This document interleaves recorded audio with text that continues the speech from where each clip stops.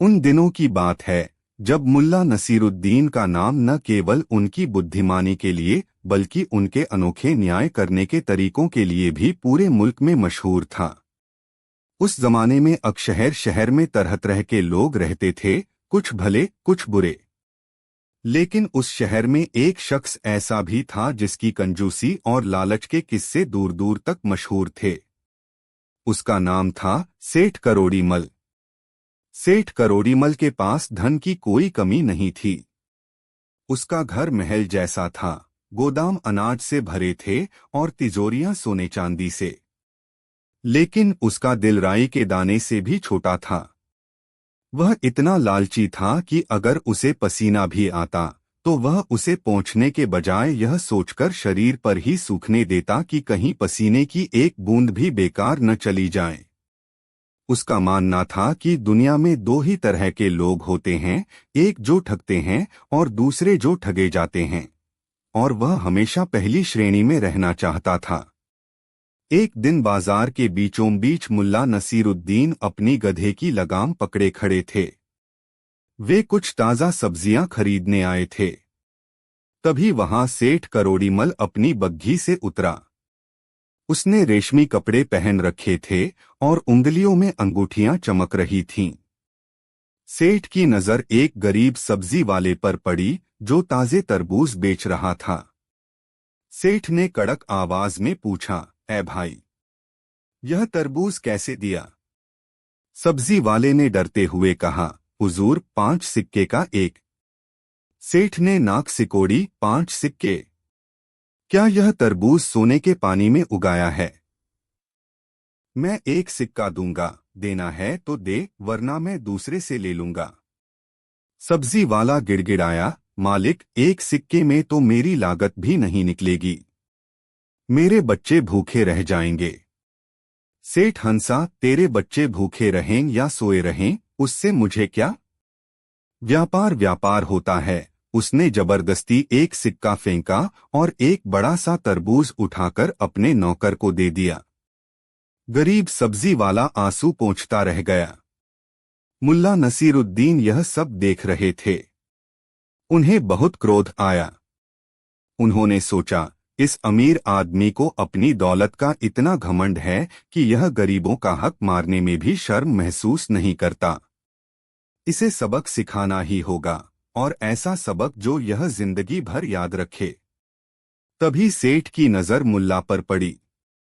सेठ ने व्यंग्य करते हुए कहा, "अरे मुल्ला जी, आप यहाँ खड़े खड़े क्या देख रहे हैं? सुना है आप बहुत अक्लमंद हैं, लेकिन अक्ल से पेट नहीं भरता। देखिए मेरे पास कितनी दौलत है, और आप वही फटे पुराने चोगे में घूम रहे हैं।" मुल्ला ने मुस्कुराते हुए शांत भाव से उत्तर दिया, "सेठ जी, दौलत वो नहीं जो तिजोरी में हो, दौलत वो है जो दिल में हो। कभी कभी ज्यादा खाने वाला ही सबसे पहले भूखा मरता है।" सेठ ने इसे मुल्ला की जलन समझा और ठहाका लगाकर वहां से चला गया। मुल्ला नसीरुद्दीन ने ठान लिया था कि सेठ के लालच को ही उसका हथियार बनाएंगे। मुल्ला जानते थे कि एक लालची इंसान को हराने के लिए उसे और ज्यादा लालच देना पड़ता है। अगले दिन मुल्ला ने अपने घर में एक योजना बनाई। उन्होंने अपनी पत्नी से कहा, "बेगम, आज शाम को हम कुछ दोस्तों को खाने पर बुलाएंगे। लेकिन इसके लिए मुझे एक बड़ी देगची, खाना पकाने का बड़ा बर्तन की जरूरत पड़ेगी।" पत्नी ने पूछा, "लेकिन हमारे पास तो इतनी बड़ी देगची नहीं है।" मुल्ला ने आंख मारते हुए कहा, "फिक्र मत करो, मैं सेठ करोड़ीमल से मांग लाऊंगा।" मुल्ला सेठ करोड़ीमल की हवेली पहुंचे। "इस सेठ जी, सलाम," मुल्ला ने झुककर कहा। सेठ ने मुल्ला को हिकारत से देखा। "क्या है मुल्ला? पैसे उधार मांगने आए हो क्या? यहां से कुछ नहीं मिलेगा।" मुल्ला ने विनम्रता से कहा, "नहीं नहीं सेठ जी, खुदा का दिया सब कुछ है। दरअसल आज मेरे घर कुछ मेहमान आ रहे हैं। खाना पकाने के लिए मेरी देगची छोटी पड़ रही है। अगर आप अपनी बड़ी वाली तांबे की देगची एक दिन के लिए उधार दे देते तो बड़ी मेहरबानी होती। मैं कल सुबह ही लौटा दूंगा। सेठ ने सोचा, देगची देने में क्या हर्ज है, घिसेगी तो नहीं। फिर भी अपनी आदत के मुताबिक उसने कहा, देखो मुल्ला, यह देगची मेरे परदादा के जमाने की है, बहुत कीमती है। अगर एक खरोंच भी आई तो मैं तुम्हारी खाल उतरवा लूंगा। मुल्ला ने कसम खाई कि वह देगची को अपनी जान से ज्यादा संभाल कर रखेंगे। सेठ ने देगची दे दी। मुल्ला देगची लेकर घर आए। उन्होंने दावत की, लेकिन योजना कुछ और ही थी। अगली सुबह मुल्ला देगची लौटाने सेठ की हवेली पहुंचे, लेकिन देगची खाली नहीं थी। मुल्ला ने बड़ी देगची के अंदर एक छोटी लेकिन बहुत सुंदर पीतल की पतीली रख दी थी। सेठ ने देगची वापस ली और अंदर झांका। अरे, यह क्या है? यह छोटी पतीली मेरी नहीं है। यह किसकी भूल आए हो? सेठ चिल्लाया। मुल्ला ने बड़ी गंभीरता से हाथ जोड़कर कहा, मुबारक हो सेठ जी, यह आपकी ही है। दरअसल कल रात जब यह बड़ी देगची मेरे घर में थी तो इसने एक बच्चे को जन्म दिया। यह छोटी पतीली इसी बड़ी देगची का बच्चा है। चूंकि माँ आपकी है तो बच्चे पर भी हक आप ही का बनता है। सेठ करोड़ीमल एक पल के लिए सन्न रह गया। उसने मुल्ला की आंखों में देखा कि कहीं वह मजाक तो नहीं कर रहा, लेकिन मुल्ला का चेहरा बिल्कुल संजीदा था। सेठ के लालची दिमाग ने तेजी से काम किया। उसने सोचा, यह मुल्ला तो पक्का बेवकूफ है, कहीं बर्तन भी बच्चे देते हैं। लेकिन अगर यह मूर्ख मुझे मुफ्त में एक पीतल की पतीली दे रहा है तो मैं क्यों मना करूं? सेठ ने अपनी हंसी दबाते हुए कहा, अच्छा अच्छा, हाँ मुझे याद आया, यह देगची गर्भवती थी। चलो, तुम बहुत ईमानदार आदमी हो मुल्ला, तुमने बच्चा नहीं चुराया। सेठ ने खुश होकर बड़ी देगची और छोटी पतीली दोनों रख ली। मुल्ला मुस्कुराते हुए वहां से चले गए। वह जानते थे कि मछली चारे को निगल चुकी है। कुछ दिन बीत गए। सेठ करोड़ीमल अब मुल्ला के बारे में बहुत अच्छा सोचने लगा था। उसे लगता था कि मुल्ला जैसा मूर्ख दुनिया में कोई नहीं जिससे फायदा उठाया जा सकता है। एक हफ्ते बाद मुल्ला फिर सेठ के पास पहुंचे। सेठ जी, बड़ी मुसीबत आ गई है, मुल्ला ने घबराते हुए कहा। क्या हुआ मुल्ला? सेठ ने इस बार बड़े प्यार से पूछा। आज मेरे घर नवाब साहब के कुछ रिश्तेदार आ रहे हैं। बहुत बड़ा खाना बनाना है। क्या आप मुझे अपनी वह सबसे बड़ी वाली शाही हंडा बड़ा बर्तन दे सकते हैं? बस 2 दिन के लिए। सेठ की आंखों में चमक आ गई। उसने सोचा, पिछली बार देगची ले गया था तो छोटी पतीली मिली थी, इस बार शाही हंडा मांग रहा है, यह तो बहुत बड़ा है। यकीनन यह भी बच्चा देगा और इसका बच्चा भी बड़ा होगा। सेठ ने तुरंत अपने नौकरों को आदेश दिया, अरे रामू, जाओ गोदाम से वह सबसे बड़ा नक्काशीदार शाही हंडा निकाल कर लाओ। और सुन, मुल्ला जी को इसे ले जाने में मदद भी करना। हंडा मुल्ला को दे दिया गया। मुल्ला उसे ले गए। 2 दिन बाद मुल्ला वापस आए। इस बार हंडे के अंदर एक नहीं बल्कि 2 मध्यम आकार के खूबसूरत बर्तन रखे थे। सेठ की खुशी का ठिकाना न रहा।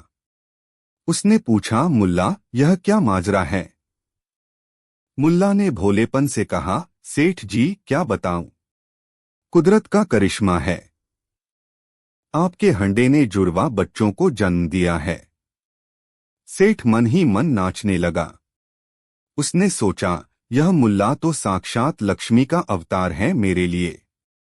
इसकी बेवकूफी की वजह से मेरे बर्तनों की तादाद बढ़ती जा रही है। सेठ ने मुल्ला की खूब तारीफ की और कहा, मुल्ला, तुम जब चाहो जो चाहो मेरे घर से ले जा सकते हो। तुम पर मुझे पूरा भरोसा है। अब मुल्ला का असली खेल शुरू होने वाला था। गांव में चर्चा फैल गई थी कि मुल्ला और सेठ के बीच बहुत अच्छी दोस्ती हो गई है। सेठ अब मुल्ला का इंतजार करने लगा था कि कब वह आए और कुछ मांगे। करीब 1 महीने बाद मुल्ला सेठ के पास पहुंचे। इस बार मुल्ला का चेहरा थोड़ा उदास था, लेकिन सेठ ने ध्यान नहीं दिया। सेठ ने उत्साहित होकर पूछा, आओ मुल्ला, आज क्या सेवा करूं? कड़ाही चाहिए?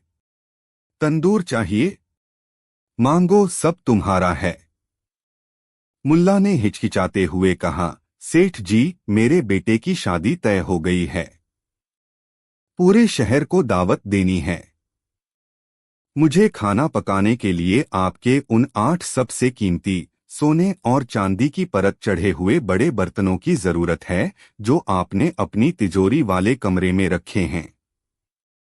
सेठ का दिल जोर से धड़का। वे बर्तन खानदानी थे और उनकी कीमत लाखों में थी। एक पल के लिए वह हिचकिचाया, लेकिन फिर उसके लालच ने उसके दिमाग पर कब्जा कर लिया। उसने सोचा, अगर एक मामूली देगची एक बच्चा दे सकती है और हंडा जुड़वा बच्चे दे सकता है, तो सोचो ये 8 कीमती बर्तन जब बच्चे देंगे तो मुझे कितना फायदा होगा। शायद सोने के छोटे कटोरे मिलें। लालच में अंधे होकर सेठ ने कहा, मुल्ला, शादी का मामला है, मैं मना कैसे कर सकता हूं? ले जाओ, सब ले जाओ, बस आराम से शादी निपटा कर लाना। मुल्ला ने कहा, सेठ जी, काम बहुत बड़ा है, मुझे कम से कम 10 दिन लग जाएंगे। सेठ ने कहा, कोई बात नहीं, 10 दिन रखो, 15 दिन रखो, बस ख्याल रखना। सेठ का इशारा बच्चों की तरफ था। मुल्ला ने सारे कीमती बर्तन बैलगाड़ी में लदवाए और चले गए। 10 दिन बीत गए। सेठ करोड़ीमल रोज अपनी हवेली की छत पर चढ़कर मुल्ला की राह देखता। वह सपने देख रहा था कि मुल्ला बर्तनों के साथ ढेर सारे छोटे सोने चांदी के बर्तन ला रहा है। 11वां दिन बीता, 12वां, 15 दिन बीत गए। मुल्ला का कोई अतापता नहीं था। सेठ को अब चिंता होने लगी। क्या मुल्ला बीमार पड़ गया या शादी में ज्यादा काम है? 20वें दिन सेठ का सब्र टूट गया। उसे अब अपने कीमती बर्तनों की चिंता सताने लगी। वह गुस्से में तमतमाता हुआ अपने नौकरों के साथ मुल्ला के घर की तरफ चल पड़ा। आज तो मैं खबर लूंगा, इतना भी क्या काम कि 20 दिन लग जाएं। सेठ मुल्ला के घर पहुंचा। उसने देखा मुल्ला अपने बरामदे में आराम से हुक्का पी रहे हैं। घर में शादी जैसा कोई माहौल नहीं था, न ही कोई शोर शराबा। सेठ ने गुस्से से चिल्लाकर कहा, मुल्ला, तुम यहां आराम फरमा रहे हो? मेरे बर्तन कहाँ हैं? 20 दिन हो गए, तुम लौटाने क्यों नहीं आए? मुल्ला ने सेठ को देखा और जोर जोर से रोने लगे। हाय सेठ जी, मैं आपके पास आने ही वाला था, लेकिन हिम्मत नहीं जुटा पा रहा था। बहुत बुरा हुआ सेठ जी, बहुत बुरा हुआ। सेठ का दिल बैठ गया। क्या हुआ? क्या बर्तन चोरी हो गए या टूट गए? मुल्ला ने आंसू पोंछते हुए, सिसकते हुए कहा, नहीं सेठ जी, चोरी नहीं हुए। दरअसल आपके वो 8 कीमती बर्तन मर गए। एक पल के लिए वहां सन्नाटा छा गया। सेठ को लगा उसने गलत सुना। क्या बकवास कर रहे हो? सेठ चीखा। बर्तन मर गए? क्या तुम पागल हो गए हो? बर्तन कैसे मर सकते हैं? वे बेजान चीजें हैं। मुल्ला ने मासूमियत से कहा, सेठ जी, खुदा की मर्जी के आगे किसकी चलती है? जिस तरह उस दिन देगची ने बच्चा दिया था और हंडे ने जुड़वा बच्चे दिए थे, उसी तरह इन बर्तनों को अचानक हैजा बीमारी हो गया और वे सब के सब तड़पट कर मर गए। मैंने उन्हें इज्जत के साथ आपके पुराने खेत में दफना दिया है। सेठ का गुस्सा सातवें आसमान पर पहुंच गया। उसका चेहरा लाल हो गया। तुम मुझे बेवकूफ समझते हो? सेठ दहाड़ा। दुनिया में कहीं बर्तन मरते हैं? तुम झूठ बोल रहे हो। तुम मेरे बर्तन खा गए। मैं काजी के पास जाऊंगा। मैं तुम्हें जेल भिजवा दूंगा। मुल्ला अब शांत हो गए। वे अपनी जगह से उठे और कड़क आवाज में बोले, सेठ करोड़ीमल, जरा अपनी अक्ल पर जोर डालो। जब मैंने कहा था कि बेजान देगची ने बच्चा दिया, तब तो तुमने मान लिया था क्योंकि उसमें तुम्हारा फायदा था। तब तुमने नहीं पूछा कि बेजान बर्तन बच्चा कैसे दे सकता है। अब जब मैं कह रहा हूं कि बर्तन मर गए, तो तुम्हें यह नामुमकिन लग रहा है। जो चीज पैदा हो सकती है, वो मर भी सकती है। अगर बर्तन का जन्म सच था, तो बर्तन की मौत भी सच है। सेठ करोड़ीमल के पास कहने को कुछ नहीं था। वह जानता था कि वह खुद अपने ही जाल में फंस चुका है। अगर वह काजी, जज के पास जाता, तो उसे यह कबूल करना पड़ता कि उसने पहले मुल्ला से बर्तनों के बच्चे स्वीकार किए थे, जिससे उसकी लालच और मूर्खता दोनों सबके सामने आ जाती। वहां भीड़ जमा हो गई थी। सब्जी वाला, जिसे सेठ ने एक सिक्के में तरबूज बेचने पर मजबूर किया था, वह भी वहां था। गांव के लोग मुल्ला की बात सुनकर हंसने लगे। मुल्ला ने भीड़ की तरफ देखकर कहा, भाइयों, याद रखो, लालच वो गड्ढा है जिसे जितना भरने की कोशिश करोगे, वह उतना ही गहरा होता जाएगा। सेठ जी को लगा कि मैं मूर्ख हूं, लेकिन असल में उनका लालच उन्हें मूर्ख बना रहा था। सेठ करोड़ीमल शर्म के मारे पानी पानी हो गया। उसके लाखों के बर्तन हाथ से जा चुके थे। वह समझ गया कि मुल्ला ने उन बर्तनों को बेचकर उस पैसे को गरीबों में बांट दिया है, जैसा कि मुल्ला अक्सर करते थे। सेठ चुपचाप सिर झुकाकर वहां से चला गया। उस दिन के बाद सेठ करोड़ीमल ने कसम खाई कि वह कभी किसी के साथ बेईमानी नहीं करेगा और न ही मुफ्त के माल का लालच करेगा। मुल्ला नसीरुद्दीन ने अपने अनोखे और चतुर तरीके से न केवल सेठ को सबक सिखाया, बल्कि पूरे गांव को यह संदेश दिया कि जो तर्क आपके फायदे के लिए सही है, वही तर्क आपके नुकसान के समय भी मान्य होना चाहिए। तो दोस्तों, यह थी मुल्ला नसीरुद्दीन और लालची सेठ की मजेदार कहानी। यह कहानी हमें सिखाती है कि जब हम लालच में अंधे हो जाते हैं, तो हम अपनी तार्किक शक्ति, लॉजिक खो देते हैं।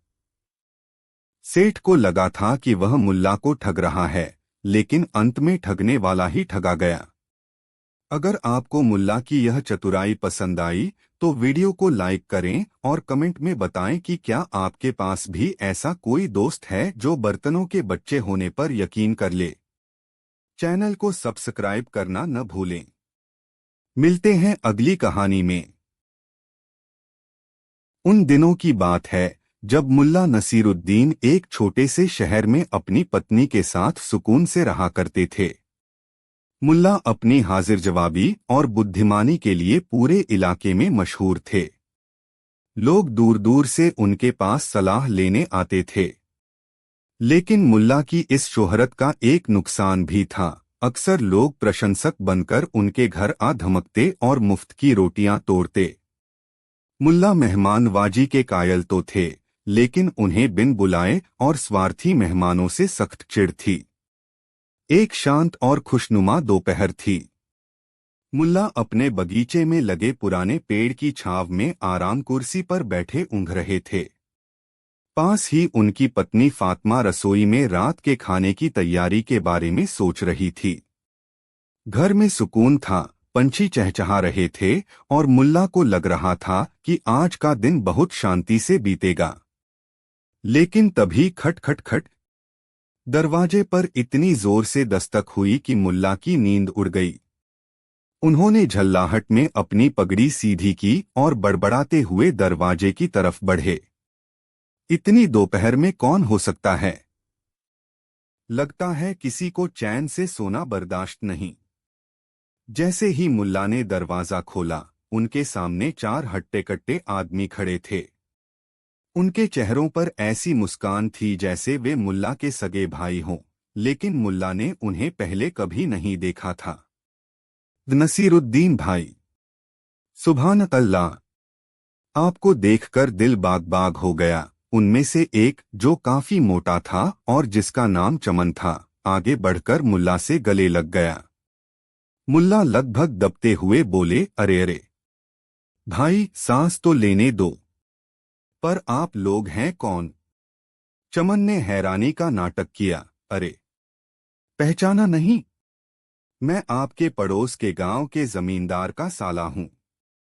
और ये मेरे 3 पक्के दोस्त मगन, गगन और जगन। हम सब शहर के बाजार आए थे।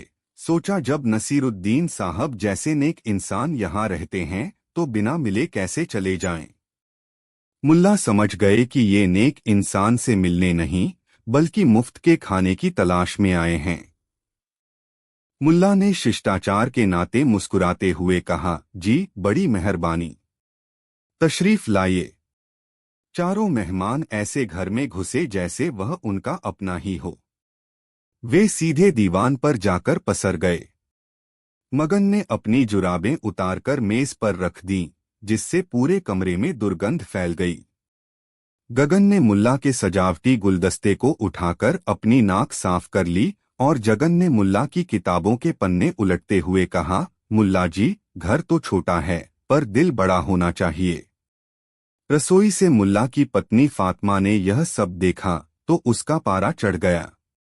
उसने मुल्ला को इशारे से रसोई में बुलाया। मुल्ला, ये कौन लोग हैं और ये क्या तरीका है? फातिमा गुस्से में फुसफुसाई। मुल्ला ने असहाय होकर कहा, भाग्यवान, ये कह रहे हैं कि ये मेरे चाहने वाले हैं। अब घर आए मेहमान को बाहर तो नहीं निकाल सकता। फातिमा ने चिढ़कर कहा, घर में सिर्फ आधा किलो गोश्त और थोड़ी सी दाल है। मैंने सोचा था कि हम दोनों शांति से खाएंगे। अब इन 4 राक्षसों का पेट कैसे भरेगा? मुल्ला ने शांति से कहा, तुम फिक्र मत करो। तुम बस खाना बनाओ, मैं देखता हूं ये कब तक टिकते हैं। कुछ देर बाद मेज सज गई। फातिमा ने बड़े ही जतन से सालन और रोटियां परोसी। मुल्ला ने सोचा था कि वे तमीज से खाएंगे, लेकिन जैसे ही सालन का कटोरा मेज पर आया, चारों मेहमान उस पर टूट पड़े। चमन ने सालन की सारी बोटियां अपनी थाली में कर लीं। मगन ने एक साथ 3 रोटियां अपने हाथ में पकड़ लीं। गगन तो शोरबा ऐसे पी रहा था जैसे प्यासा ऊंट नदी देख ले। 5 मिनट के भीतर मेज साफ हो गई। मुल्ला और उनकी पत्नी बस खाली कटोरों को देखते रह गए। खाने के बाद चमन ने डकार लेते हुए कहा, खाना तो ठीक था मुल्ला जी, लेकिन नमक थोड़ा कम था। खैर, रात के खाने में आप कुछ मीठा जरूर बनवाइएगा। हलवा या खीर चलेगी। मुल्ला के सब्र का बांध अब टूटने लगा था। उन्होंने मन ही मन सोचा, ये तो जाने का नाम ही नहीं ले रहे, बल्कि रात के खाने का आर्डर भी दे रहे हैं। शाम हो गई। मुल्ला को उम्मीद थी कि अब ये लोग अलविदा कहेंगे, लेकिन जगन ने जम्हाई लेते हुए कहा, मुल्ला जी, रात होने को है। अब इस अंधेरे में सफर करना खतरनाक है। हमने सोचा है कि आज की रात आपके इसी छोटे से घर में गुजार लें। कल सुबह नाश्ता करके हम निकल जाएंगे। मुल्ला ने मुस्कुराते हुए कहा, अरे, इसमें पूछने की क्या बात है? मेरा घर तो आप ही का है। बस दिक्कत ये है कि मेरे पास बिस्तर कम हैं। मगन बोला, कोई बात नहीं, हम चारों इस एक ही दीवान पर सिमटकर सो जाएंगे। बस आप हमारे पैर दबाने के लिए किसी का इंतजाम कर दें तो बड़ी मेहरबानी होगी। मुल्ला ने अपनी पत्नी की तरफ देखा, जिसकी आंखों से अंगारे बरस रहे थे। मुल्ला समझ गए कि अगर आज रात ये मेहमान नहीं गए तो कल फातिमा मुल्ला को घर से निकाल देगी। मुल्ला नसीरुद्दीन ने अपने दिमाग के घोड़े दौड़ाए। वे जानते थे कि इन जैसे ढीठ लोगों को सीधे तरीके से नहीं भगाया जा सकता। उन्हें कोई ऐसा नाटक करना होगा जिससे ये खुद भाग खड़े हों। मुल्ला अचानक गंभीर हो गए। उन्होंने अपने कमरे के दरवाजे और खिड़कियां बंद कर दीं। वे दीवार के कोने में जाकर कुछ बुदबुदाने लगे और हवा में हाथ हिलाने लगे। चारों मेहमान उन्हें हैरानी से देख रहे थे। मुल्ला जी, ये आप क्या कर रहे हैं? चमन ने पूछा।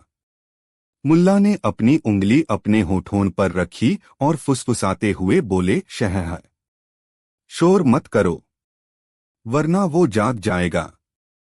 कौन जाग जाएगा? चारों एक साथ बोले। मुल्ला ने अपनी आंखें बड़ी कीं और कहा, मेरे दादाजी का साया। दरअसल इस घर के नीचे मेरे दादाजी ने अपनी पूरी जिंदगी की कमाई यानी अशर्फियां दबाई थीं। वे बड़े कंजूस थे। अब उनकी रूह उन अशर्फियों की रखवाली करती है। रात के वक्त अगर घर में कोई अजनबी हो तो उन्हें बहुत गुस्सा आता है। वे अक्सर आधी रात को प्रकट होते हैं और मेहमानों की नाक काट लेते हैं। चारों मेहमानों के चेहरे पीले पड़ गए। चमन ने हकलाते हुए कहा, नन्ना काट लेते हैं?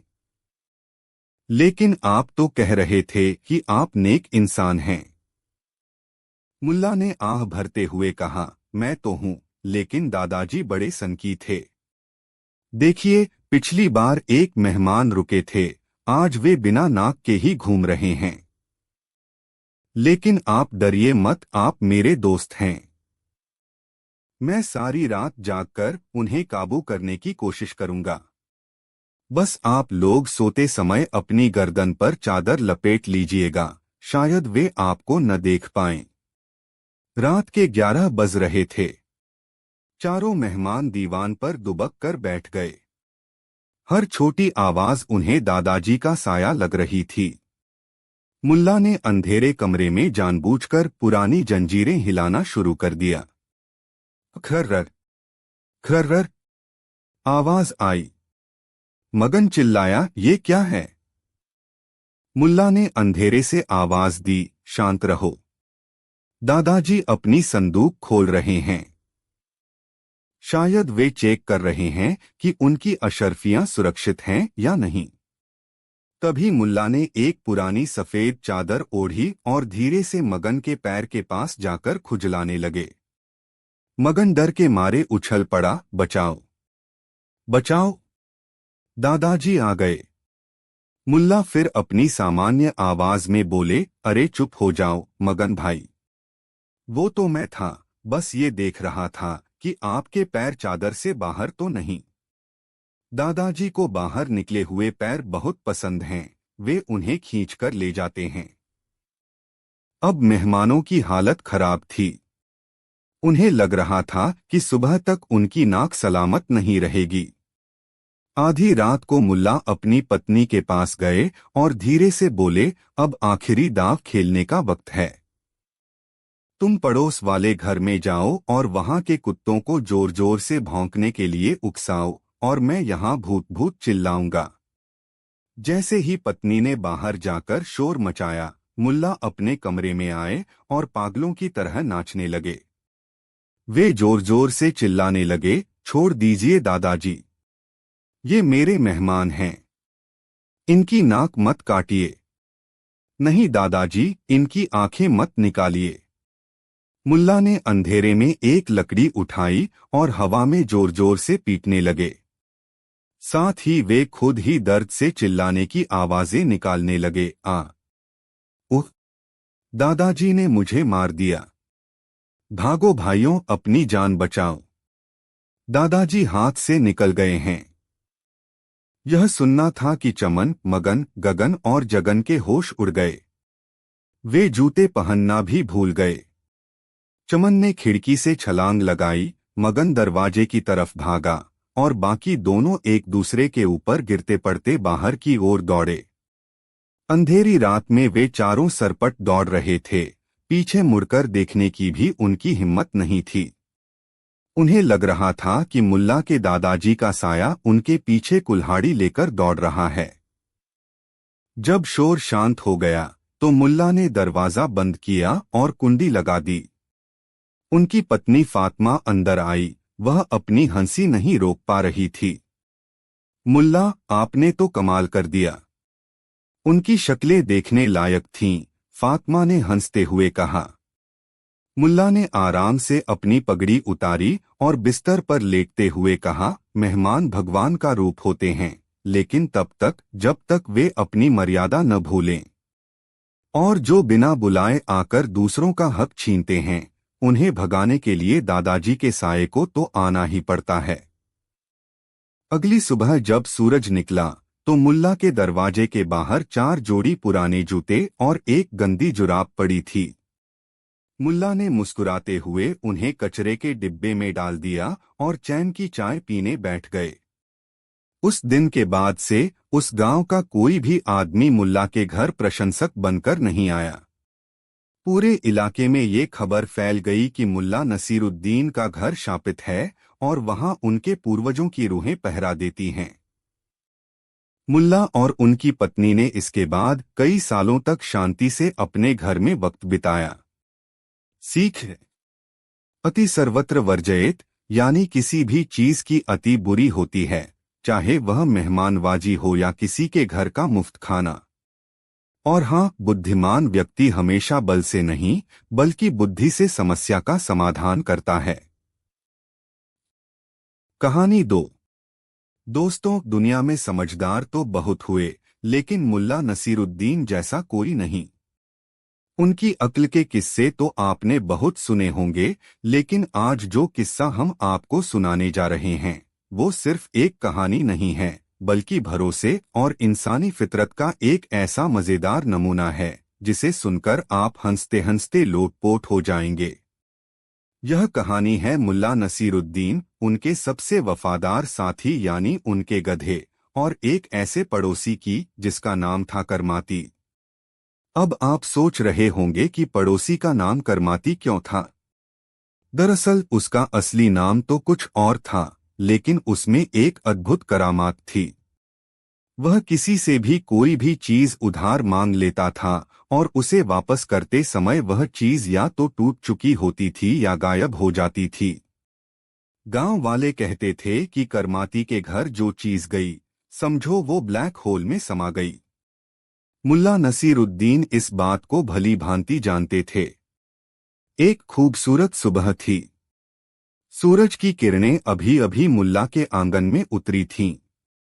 मुल्ला अपने प्यारे गधे को सहला रहे थे। मुल्ला का गधा कोई मामूली जानवर नहीं था। गांव वाले कहते थे कि मुल्ला के साथ रहते रहते वह गधा भी आधा दार्शनिक हो गया था। उसे कब रेंगना है और कब चुप रहना है, ये सब उसे बखूबी आता था। लेकिन अफसोस, उस दिन गधे ने कब चुप रहना है वाला पाठ याद नहीं रखा। मुल्ला गधे को चारा खिला रहे थे और उससे बातें कर रहे थे। उन्होंने कहा, देखो भाई, आज हम कहीं नहीं जाएंगे। आज मेरे घुटनों में दर्द है और मुझे लगता है तुम्हें भी आराम की जरूरत है। तुम मजे से घास खाओ। तभी मुल्ला के कानों में एक ऐसी आवाज गूंजी जिससे उनकी रीढ़ की हड्डी में सिहरन दौड़ गई। वो आवाज थी दरवाजे पर जोरदार खटखटाहट की। खट खट खट, और साथ में एक जानी पहचानी चिपचिपी सी आवाज आई, मुल्ला जी, ओ मुल्ला जी, घर पर हैं क्या? मुल्ला का माथा ठनका। यह करमाती था। मुल्ला ने गधे की तरफ देखा और बुदबुदाए कि लो, आ गया मुसीबत का मारा। बेटा, तुम बिल्कुल आवाज मत करना। अगर उसे पता चल गया कि तुम यहाँ हो तो वो तुम्हें मांग ले जाएगा और शाम तक तुम्हारी कमर तोड़कर वापस लाएगा। गधा बड़े ही मासूम भाव से मुल्ला को देखता रहा, मानो कह रहा हो कि मालिक आप चिंता न करें, मैं मूक व्रत धारण कर लूंगा। मुल्ला दबे पांव दरवाजे की तरफ बढ़े। उनका प्लान था कि वो बिल्कुल आवाज नहीं करेंगे ताकि करमाती को लगे कि घर पर कोई नहीं है। लेकिन करमाती भी कच्चा खिलाड़ी नहीं था। उसने दरवाजा पीटना जारी रखा और चिल्लाया, मुल्ला जी, मुझे पता है आप अंदर हैं। आपके हुक्के की गुड़गुड़ाहट की आवाज अभी अभी आई है। मुल्ला अपनी ही आदत पर झुंझलाए। सुबह सुबह हुक्का पीना भारी पड़ गया। अब छिपने का कोई रास्ता नहीं था। मुल्ला ने एक गहरी सांस ली, चेहरे पर एक नकली मुस्कान चिपकाई और दरवाजा खोला। दरवाजा खुलते ही सामने करमाती खड़ा था, जिसके चेहरे पर एक ऐसी मुस्कान थी जैसी बिल्ली के चेहरे पर दूध का कटोरा देखकर आती है। मुल्ला ने रूखेपन से पूछा, अरे करमाती भाई, इतनी सुबह सुबह? खैरियत तो है? क्या तुम्हारे घर में आग लग गई है जो इतनी जोर से दरवाजा पीट रहे हो? करमाती ने दांत निपोरते हुए कहा, अरे नहीं नहीं मुल्ला जी, शुभ शुभ बोलिए। दरअसल एक छोटी सी मदद चाहिए थी। आप तो जानते हैं, आप पूरे शहर में सबसे दरियादिल इंसान हैं। मुल्ला समझ गए कि मक्खन लगाया जा रहा है, मतलब खर्चा या नुकसान पक्का है। मुल्ला ने कहा, देखो भाई, तारीफ का पुल मत बांधो, सीधे मुद्दे पर आओ। मेरे पास पैसे नहीं हैं और चीनी कल ही खत्म हुई है। करमाती बोला, अरे तौबा तौबा, मैं आपसे पैसे क्यों मांगूंगा? दरअसल आज शहर में बाजार लगा है। मुझे वहां कुछ अनाज की बोरियां ले जानी हैं। मेरा गधा थोड़ा बीमार है, तो मैंने सोचा क्यों न मुल्ला जी का गधा मांग लूं। शाम तक वापस कर दूंगा, कसम से। मुल्ला का दिल बैठ गया। करमाती की शाम अक्सर अगले हफ्ते की सुबह होती थी और वो गधे पर इतना बोझा लादता था कि बेचारा जानवर हफ्तों तक लंगड़ाता रहता था। पिछली बार जब वो मुल्ला की कुल्हाड़ी ले गया था तो उसे बिना मूठ के वापस लाया था और कहा था कि लोहे को दीमक खा गई। मुल्ला ने तुरंत अपना दिमाग दौड़ाया। उन्हें अपने प्यारे गधे को बचाना था। मुल्ला ने दुखी आवाज बनाते हुए कहा, ओह करमाती भाई, तुमने आने में बहुत देर कर दी। मेरा दिल चीर कर देख लो, मैं तुम्हें कभी ना नहीं कहता, लेकिन क्या करूं, किस्मत ही खराब है। करमाती ने हैरानी से पूछा, क्यों? क्या हुआ? गधा बीमार है। मुल्ला ने कहा, नहीं नहीं, बीमार नहीं है। दरअसल वो यहां है ही नहीं। करमाती ने पूछा, है नहीं तो कहाँ गया? मुल्ला ने बड़ी सफाई से झूठ बोलते हुए कहा, अजी, वो मेरा साला आया था ना कल रात, वो उसे मांग कर ले गया। उसे पास के गांव में लकड़ी ढोने के लिए गधे की जरूरत थी। अब साले को मना करता तो घर में महाभारत हो जाती, इसलिए बड़े भारी मन से मुझे गधा उसे देना पड़ा। अभी अस्तबल बिल्कुल खाली पड़ा है। मुल्ला ने यह झूठ इतनी मासूमियत और विश्वास के साथ बोला कि एक पल के लिए झूठ के देवता भी उन पर गर्व करते। करमाती का चेहरा लटक गया। उसकी मुफ्त की सवारी और माल ढुलाई का प्लान चौपट हो गया था। उसने कहा, ओह, यह तो बड़ा बुरा हुआ। मैंने तो सोचा था आपका कामचोर। मेरा मतलब है, आपका होनहार गधा आज मेरे काम आ जाएगा। खैर कोई बात नहीं। करमाती भारी कदमों से वापस मुड़ने लगा। मुल्ला ने राहत की सांस ली। उन्होंने मन ही मन अपनी चतुराई की दाद दी कि वाह मुल्ला, क्या गजब का बहाना बनाया है। जान बची और गधा भी बचा। लेकिन दोस्तों, कहते हैं ना कि दीवारों के भी कान होते हैं। यहाँ तो घर के पीछे साक्षात गधा मौजूद था। और जानवरों की टाइमिंग कभी कभी इंसानों के सबसे बेहतरीन प्लान को बर्बाद करने के लिए ही होती है। जैसे ही करमाती ने मुड़ने के लिए कदम बढ़ाया और मुल्ला दरवाजा बंद करने ही वाले थे, तभी घर के पिछवाड़े से एक आवाज आई। ऐसी आवाज जिसे दुनिया का कोई भी संगीतकार सुरीला नहीं कह सकता, लेकिन उस समय वो करमाती के लिए संगीत से कम नहीं थी। गधे ने जोर से रेंकना शुरू कर दिया। ढेंचू, ढेंचू, ढेंचू। यह आवाज इतनी तेज थी कि मुल्ला की छत के कबूतर उड़ गए और गली के कुत्ते भौंकने लगे। सन्नाटा छा गया। मुल्ला का हाथ दरवाजे की कुंडी पर जम गया। करमाती जो जा रहा था, अचानक रुका। धीरे से पलटा। उसकी आंखों में अब चमक थी, बिल्कुल एक शिकारी वाली चमक। माहौल में तनाव इतना था कि उसे चाकू से काटा जा सकता था। गधे ने न सिर्फ रेंका था, बल्कि पूरी ताकत लगाकर मुल्ला के झूठ की धज्जियां उड़ा दी थीं। करमाती धीरे धीरे वापस मुल्ला के दरवाजे तक आया। उसने मुल्ला को ऐसे घूरा जैसे कोई उस्ताद अपने नकारा शागिर्द को घूरता है। उसने व्यंग्य के साथ पूछा, मुल्ला जी, यह क्या था? मुल्ला का चेहरा पीला पड़ गया था, लेकिन वह मुल्ला नसीरुद्दीन थे। हार मानना उनकी फितरत में नहीं था। उन्होंने स्थिति को संभालने की कोशिश की और कहा, क्या? कैसी आवाज? मुझे तो कुछ सुनाई नहीं दिया। करमाती ने कहा, मजाक मत कीजिए मुल्ला जी। अभी अभी आपके पिछवाड़े से गधे के रेंकने की आवाज आई है। वही गधा जो आपके अनुसार आपका साला लेकर गया है। लगता है आपका गधा जादू से वापस आ गया। अब मुल्ला फंस चुके थे। एक सामान्य इंसान यहां माफी मांग लेता। वह कहता, हाँ भाई, मैं झूठ बोल रहा था क्योंकि मुझे तुम पर भरोसा नहीं है। लेकिन मुल्ला सामान्य नहीं थे। उन्होंने इस स्थिति को एक दार्शनिक युद्ध में बदलने का फैसला किया। उन्होंने गुस्से का नाटक करते हुए चिल्लाया, करमाती, तुम मुझ पर शक कर रहे हो? करमाती बोला, शक नहीं, यकीन कर रहा हूं। मेरे कानों ने सुना है। गधा अंदर ही है। आप झूठ बोल रहे हैं ताकि मुझे गधा न देना पड़े। यह तो सरासर बेईमानी है मुल्ला जी। एक पड़ोसी के साथ ऐसा धोखा। करमाती ने अपनी आवाज ऊंची कर ली थी। गली के दो चार लोग भी रुककर देखने लगे थे। मुल्ला को लगा कि अब उनकी इज्जत का सवाल है।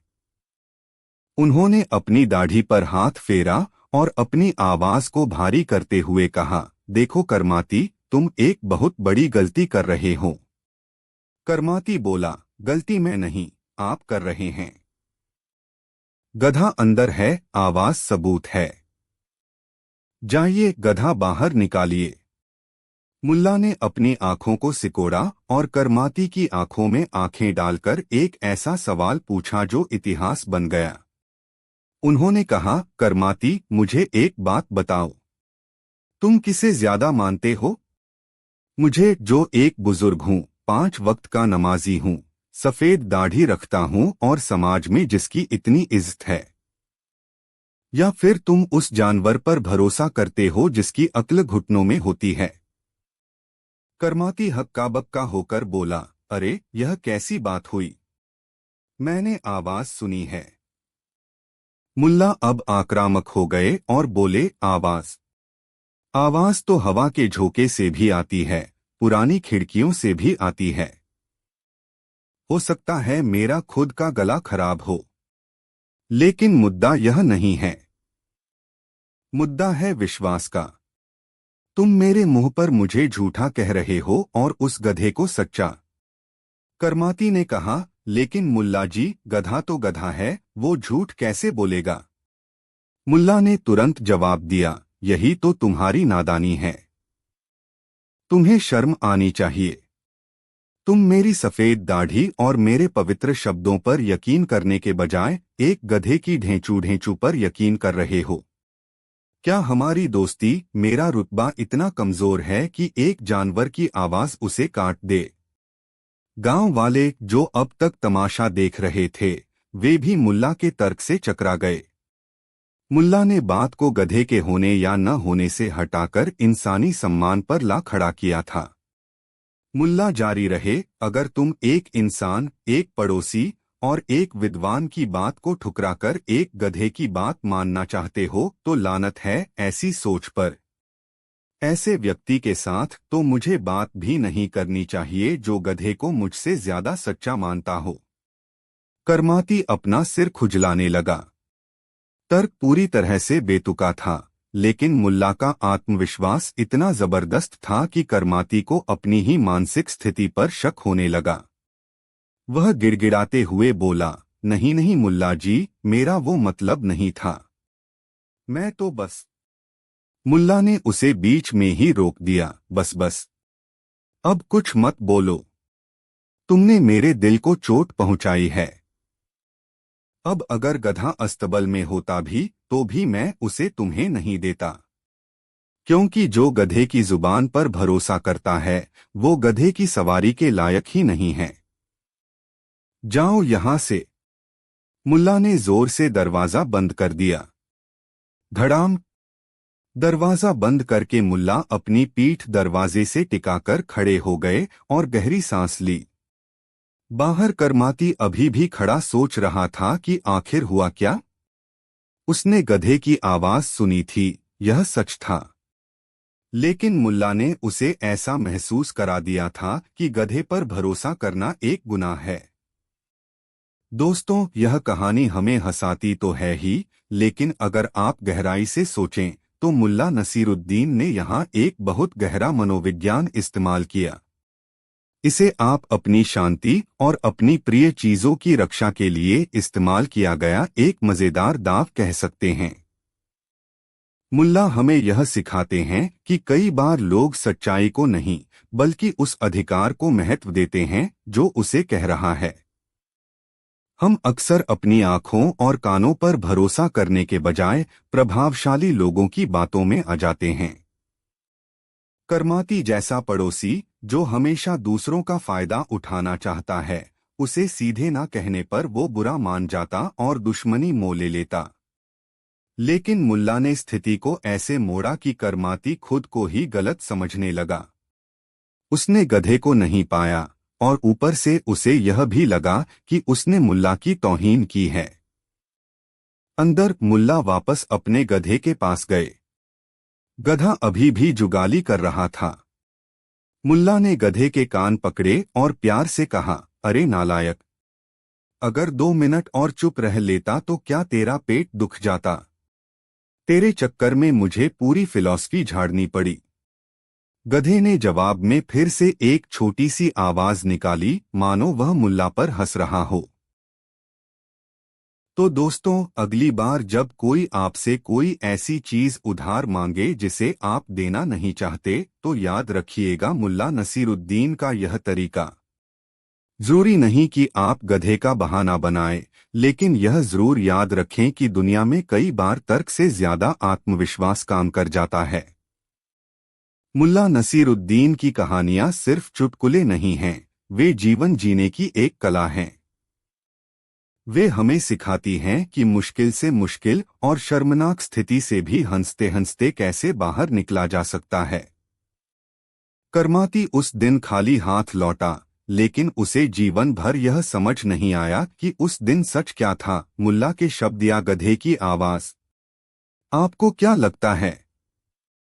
क्या मुल्ला ने सही किया, या उन्हें सच बोलकर मना कर देना चाहिए था? नीचे कमेंट बॉक्स में हमें जरूर बताएं। अगर आपके पास भी कोई ऐसा करमाती दोस्त या पड़ोसी है तो यह कहानी उसके साथ शेयर करना मत भूलिएगा। अगर आपको मुल्ला की यह हाजिर जवाबी पसंद आई तो वीडियो को लाइक करें। हम जल्द ही मुल्ला का एक और मजेदार किस्सा लेकर लौटेंगे। तब तक के लिए अपना ख्याल रखें। धन्यवाद। कहानी 3। बात उन दिनों की है जब मुल्ला नसीरुद्दीन के घर की आर्थिक हालत थोड़ी तंग चल रही थी। बारिश अच्छी नहीं हुई थी, फसल कम हुई और घर में रोजमर्रा की जरूरतें पूरी करना भी मुश्किल हो रहा था। एक शाम मुल्ला की पत्नी ने बड़ी हिम्मत करके उनसे कहा, मुल्ला जी, मुझे पता है कि आप उससे बहुत प्यार करते हैं, लेकिन अब हमें कोई फैसला लेना होगा। मुल्ला जानते थे कि उनकी पत्नी किसकी बात कर रही है। वो बात कर रही थी शेरदिल की।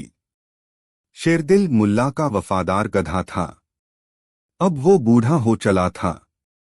उसकी कमर थोड़ी झुक गई थी, चाल धीमी पड़ गई थी और उसके मुंह के कुछ दांत भी गिर चुके थे। लेकिन मुल्ला के लिए वो सिर्फ एक जानवर नहीं था। वो उनका साथी था, उनका हमराज था, जिसने जवानी से लेकर बुढ़ापे तक उनका साथ निभाया था। मुल्ला ने एक ठंडी आह भरी और कहा, तुम ठीक कहती हो, घर चलाना भी जरूरी है। शेरदिल अब ज्यादा बोझ भी नहीं उठा पाता। शायद अब उसे आराम की जरूरत है। उनकी पत्नी ने कहा, कल शहर में जानवरों का सबसे बड़ा बाजार लगेगा। आप उसे वहां ले जाइए। जो भी अच्छी कीमत मिले उसे बेच दीजिए। उन पैसों से हमारा कुछ महीने का गुजारा हो जाएगा। मुल्ला का दिल भारी हो गया। अपने दोस्त को बेचने का ख्याल ही उन्हें अंदर तक कचोट रहा था। लेकिन जिम्मेदारियों के आगे भावनाएं अक्सर हार जाती हैं।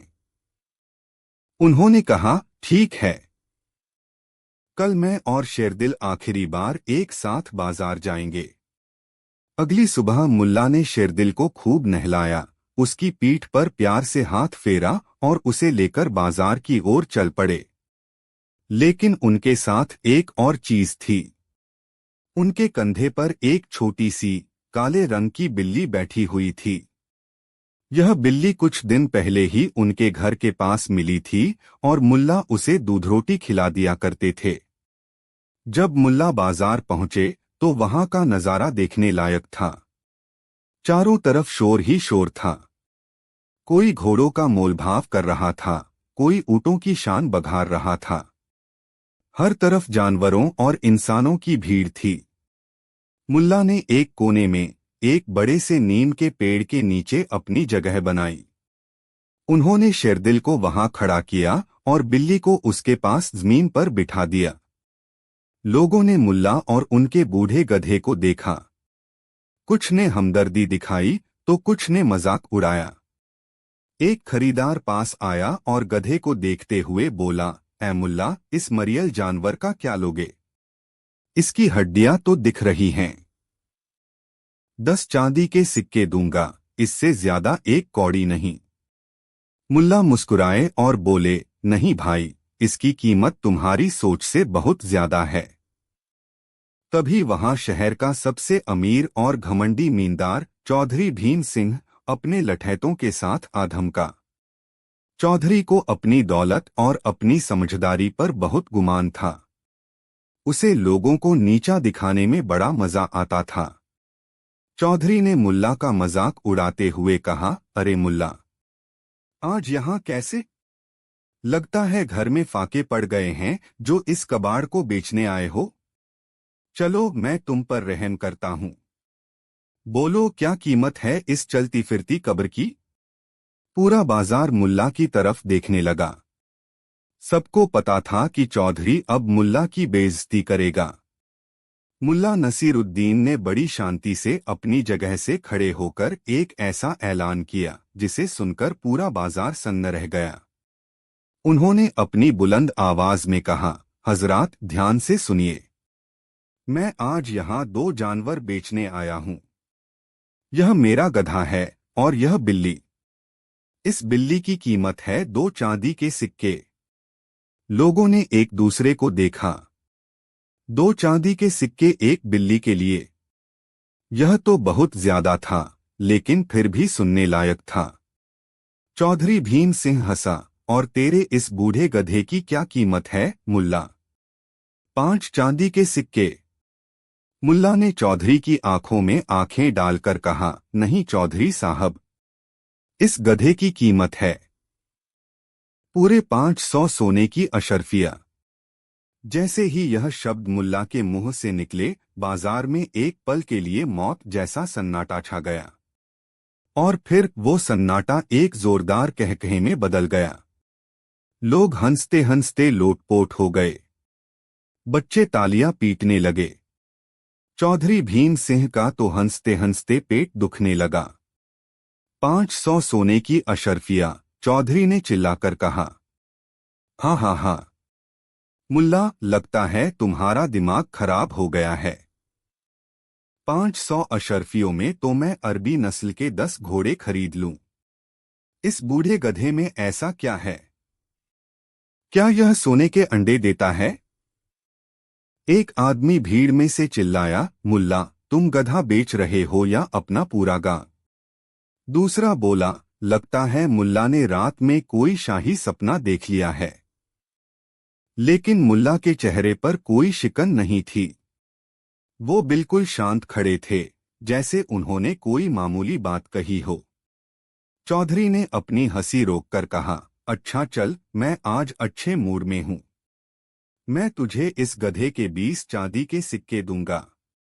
यह भी सिर्फ इसलिए क्योंकि मुझे तेरी गरीबी पर तरस आ रहा है। मुल्ला ने सिर हिलाया, नहीं चौधरी साहब, कीमत वही है जो मैंने बताई। 500 सोने की अशर्फिया। अब चौधरी का अहंकार जाग गया। उसे लगा कि मुल्ला जानबूझकर उसकी बेइज्जती कर रहा है। उसने कहा, ठीक है, तो फिर कोई मूर्ख ही होगा जो इसे खरीदेगा।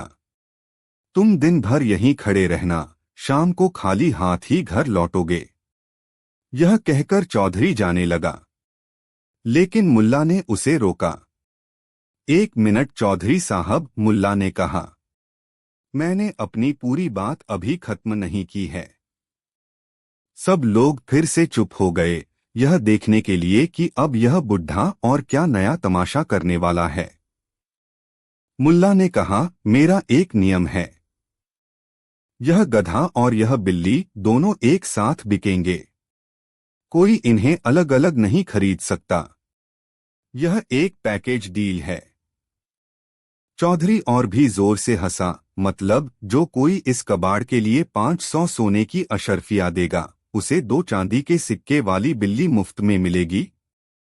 वाह मुल्ला, क्या शानदार ऑफर है। तुम तो बहुत बड़े व्यापारी हो। मुल्ला ने शांति से जवाब दिया, आप समझे नहीं चौधरी साहब, सौदा थोड़ा अलग है। आप गधे को बिल्ली के बिना नहीं खरीद सकते और बिल्ली को गधे के बिना नहीं। और सबसे जरूरी बात। यहां रुककर मुल्ला ने सबकी आंखों में देखा और अपनी असली चाल चली। उन्होंने कहा, और सबसे जरूरी बात यह है कि यह बिल्ली इस गधे की मैनेजर है। सारा हिसाब किताब यही करती है। कीमत तय करना, सौदा पक्का करना, सब इसी के हाथ में है। अब लोगों का दिमाग पूरी तरह घूम गया। यह क्या बकवास थी? एक बिल्ली मैनेजर? यह आदमी यकीनन पागल हो गया है। चौधरी भीम सिंह को लगा कि उसे मुल्ला को सबके सामने बेनकाब करने का एक सुनहरा मौका मिल गया है। उसने सोचा, यह बुढ़ा मुझे बेवकूफ समझता है। मैं इसकी ही चाल में इसे फंसाऊंगा। चौधरी ने अपनी चालाक मुस्कान के साथ कहा, अच्छा, तो यह बिल्ली मैनेजर है? यह तो बड़ी दिलचस्प बात है। तो मुल्ला, अगर मैं इस बिल्ली को ही खरीद लूं, तो क्या मैं इस गधे का नया मैनेजर बन जाऊंगा? मुल्ला ने कहा, यह तो आप मैनेजर साहिबा से ही पूछिए। चौधरी को लगा कि उसने मुल्ला को पकड़ लिया है। उसने अपनी जेब से 2 चांदी के सिक्के निकाले और उन्हें जमीन पर बिल्ली के आगे फेंकते हुए कहा, यह लो, मैंने तुम्हारी मैनेजर को खरीद लिया। 2 चांदी के सिक्के, जैसा कि तुमने कहा था। अब यह बिल्ली मेरी हुई। बिल्ली ने उन सिक्कों को सूंघा और म्याऊं करके चौधरी की तरफ देखा। चौधरी ने विजयी भाव से कहा, देखा, मैनेजर ने मेरा प्रस्ताव स्वीकार कर लिया।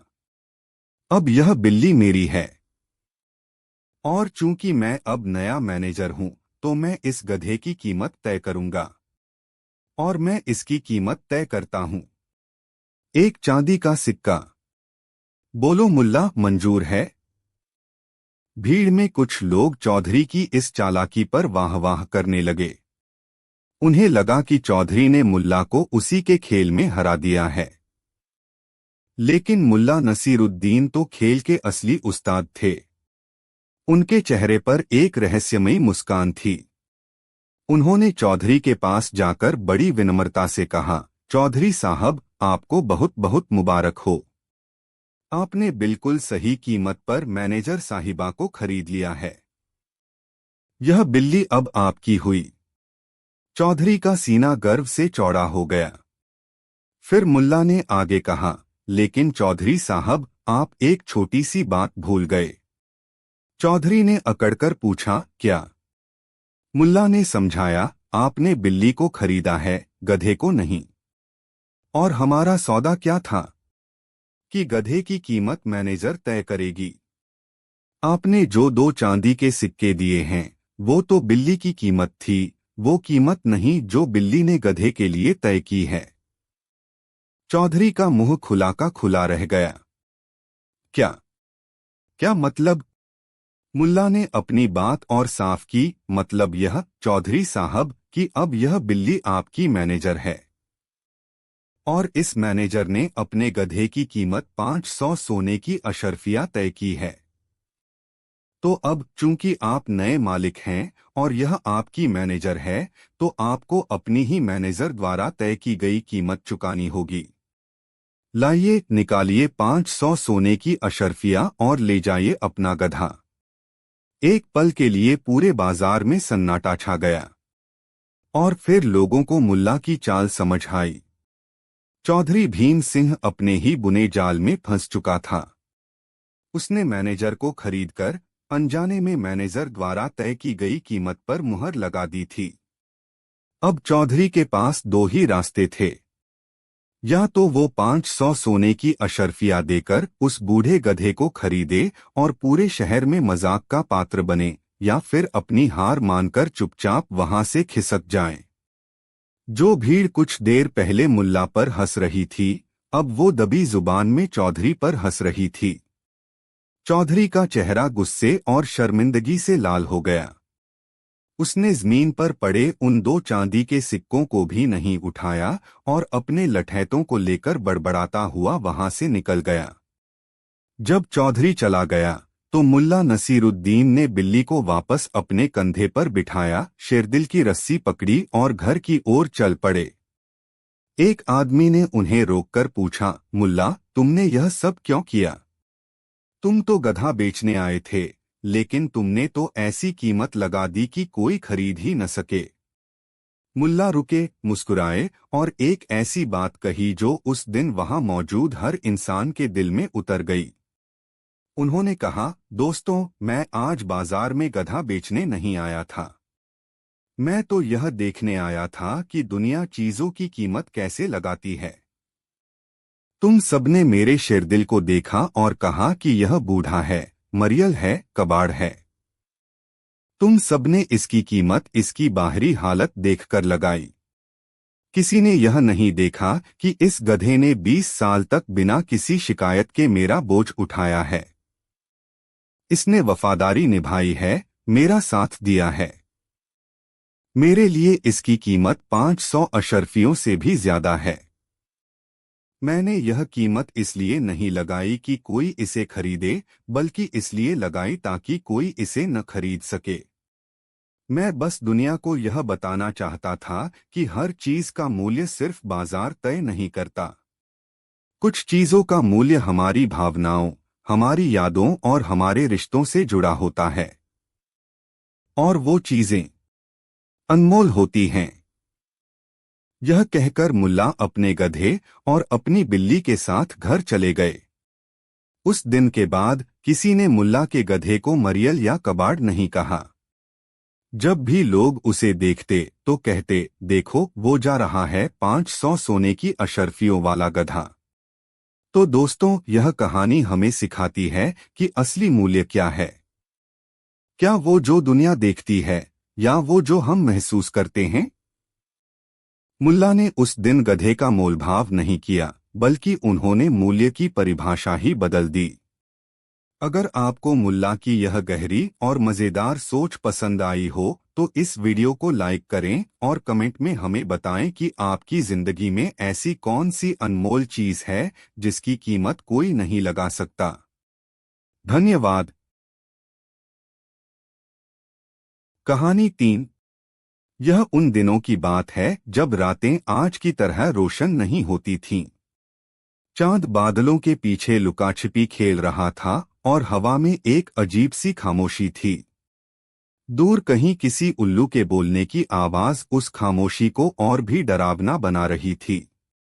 मुल्ला नसीरुद्दीन पास के गांव में एक शादी की दावत से लौट रहे थे। उनका पेट स्वादिष्ट हलीम और कबाबों से भरा था और मन में दावत की यादें ताज़ा थीं। वो अपनी धुन में गुनगुनाते हुए अपने गधे पर सवार होकर घर की ओर बढ़ रहे थे। जिस रास्ते से वो गुजर रहे थे वह जंगल के बीच से होकर जाता था और दूर दूर तक किसी इंसान का नामोनिशान नहीं था। यह रास्ता अपनी बदनामी के लिए मशहूर था। लोग कहते थे कि सूरज ढलने के बाद इस रास्ते पर सिर्फ जिन्न, भूत या फिर डाकू ही सफर करते हैं। लेकिन मुल्ला तो मुल्ला थे। उन्हें न जिन्नों का डर था, न भूतों का खौफ।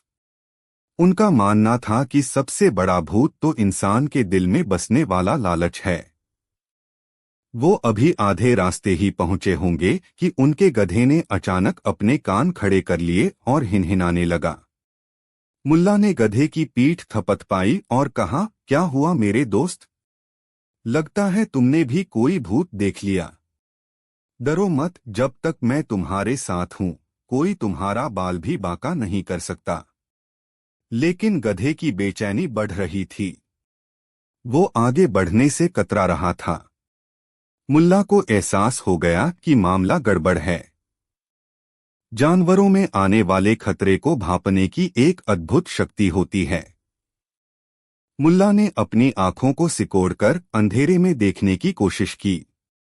तभी रास्ते के किनारे घनी झाड़ियों में कुछ हलचल हुई। इससे पहले कि मुल्ला कुछ समझ पाते, दो हट्टे कट्टे भयानक दिखने वाले आदमी उनके सामने आ खड़े हुए। उनके हाथ में मोटी मोटी लाठियां थीं और उनकी आंखों में लालच की आग जल रही थी। एक का नाम था गमा पहलवान, जिसका शरीर पत्थर जैसा और दिमाग मोम जैसा था। दूसरा था शकूर, जो खुद को बहुत चालाक समझता था, लेकिन असल में वो गमा से बस थोड़ा ही ज्यादा होशियार था। गमा ने अपनी भारी आवाज में गरजते हुए कहा, ए बुढ़े, रुक जा।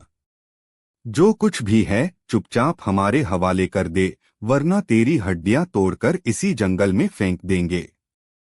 शकूर ने अपनी पतली मक्खी जैसी आवाज में कहा, हाँ हाँ, और तेरा यह मरियल गधा भी हमारा हुआ।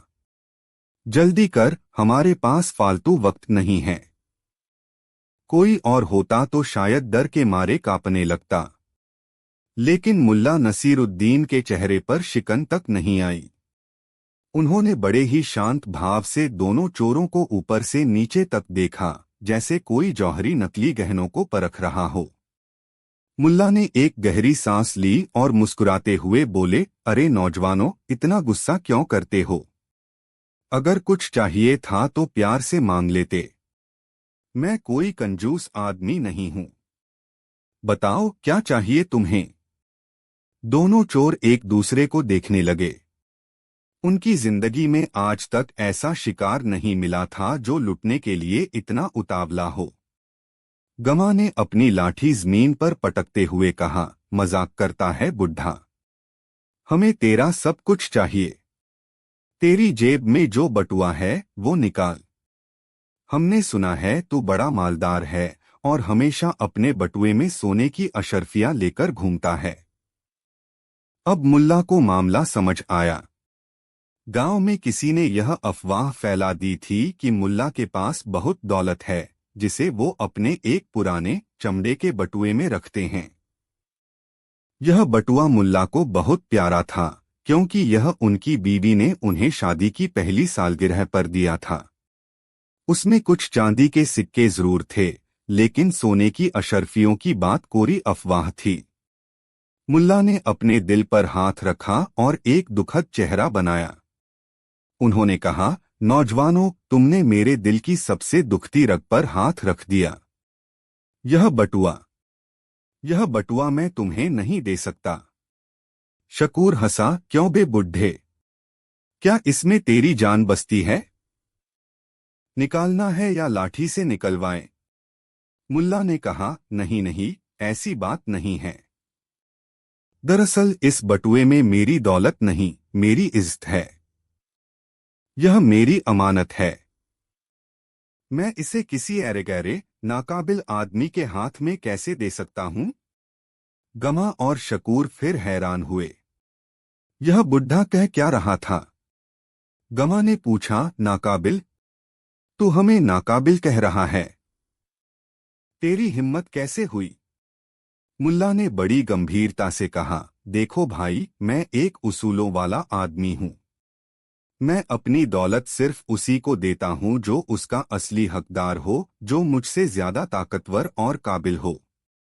अगर तुम दोनों में से कोई एक भी मुझे हरा दे तो यह बटुआ क्या, मैं अपना यह गधा और अपने ये कपड़े भी खुशी खुशी उसे सौंप दूंगा। शकूर को लगा कि बुढ़ा सठिया गया है। उसने कहा, हरा दे? मतलब तू हमसे लड़ेगा?